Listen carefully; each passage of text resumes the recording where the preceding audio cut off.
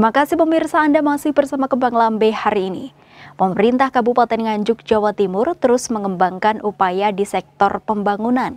Usai sukses membangun pedestrian tahap 1, kini Pemkab Nganjuk wujudkan pedestrian tahap 2 di sisi timur di jantung kota di Jalan Ahmad Yani. Kali ini mengalokasikan dana 28 miliar rupiah dengan konsep yang lebih menawan dengan adanya Selumbung Food Festival.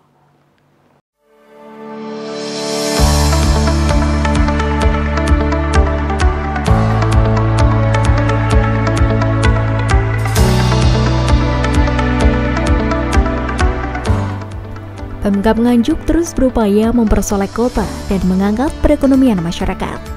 Setelah sukses dengan pembangunan pedestrian tahap 1, kini Pemkab Nganjuk di bawah pimpinan PLT Marhen Jumadi mewujudkan impian masyarakat akan keseimbangan pedestrian di sisi timur di Jalan Ahmad Yani.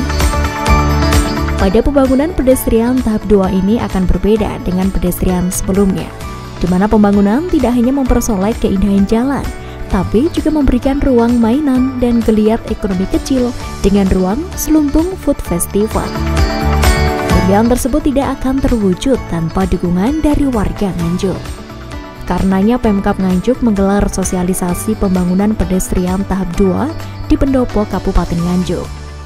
Menurut PLT Bupati Nganjuk Marhen Jumadi, pihaknya meminta dukungan dan support dari masyarakat Nganjuk, terutama warga sekitar Jalan Ahmad Yani yang akan dibangun pedestrian tahap 2. Pemkab Nganjuk bertekad akan mengangkat Nganjuk ke depan lebih baik dengan ikon-ikon atau wahana yang baru, sehingga tidak kalah dengan kota-kota lainnya.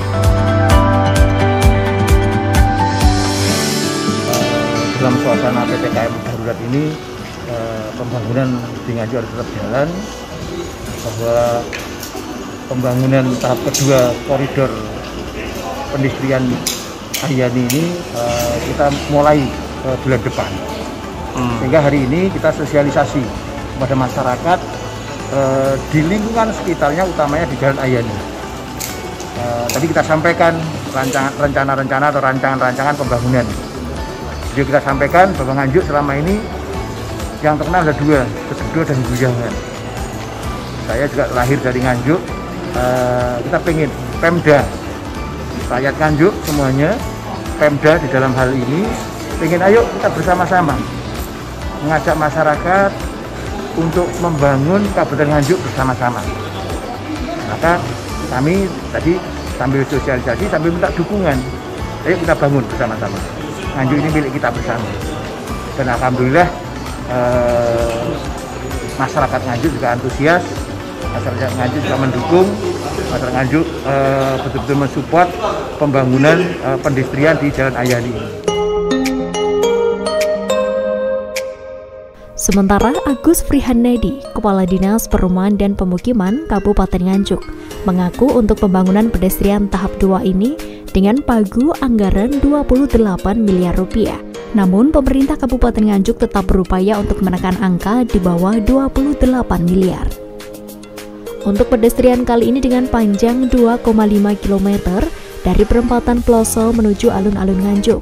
Ditargetkan pembangunan dimulai pada awal Agustus dan berakhir pada Desember 2021. Pedestrian tahap 2 ini akan berbeda dengan jilid 1, yaitu ada Selumbung Food Festival, di mana ada ruang UMKM untuk 48 untuk menambah geliat perekonomian warga serta adanya ruang bermain.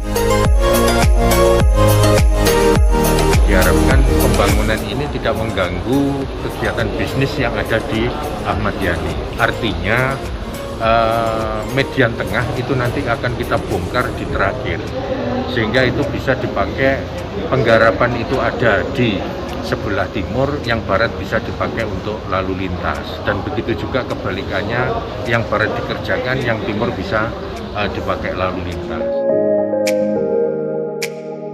Sementara menurut Santoso, salah satu warga yang ada di Jalan Ahmad Yani mengaku, dirinya dan warga lain mensupport pembangunan tersebut untuk menuju Nganjuk lebih baik.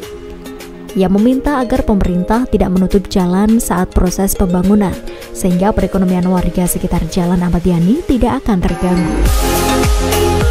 Pembangunan jilid 2 ini tidak seperti itulah, lebih bijak. Saya yakin tadi disampaikan Pak Kadis Perkin, Pak Agus menyampaikan dengan bagus, janji tidak akan merugikan masyarakat. Artinya pembangunan tahap 2 ini biar Bapak dan masyarakat setuju, Pak ya? Otomatis ya kami setuju pembangunan untuk lebih baik kok. Namun dalam prosesnya nanti jangan sampai pembangunan ini mengganggu masyarakat. Diharapkan dengan pembangunan pedestrian tahap 2 ini bisa membawa manfaat kepada pemerintah dan warga Nganjuk. Dari Nganjuk, Ahmad Syarwani melaporkan. Pemirsa, informasi tersebut sekaligus menutup jumpa kita pada Kembang Lambe edisi hari ini. Jangan lupa kunjungi akun fanpage Facebook kami di A1-JTV Kediri, akun Instagram kami di @JTV-Kediri, serta channel YouTube kami di JTV_Kediri. Dan dapatkan informasi menarik lainnya di jtvmatrama.com. Saya Devi Ade, menghimbau kepada Anda untuk tetap menerapkan protokol kesehatan dimanapun dan saat beraktivitas apapun. Terima kasih atas kebersamaan Anda, sampai jumpa dan salam JTV.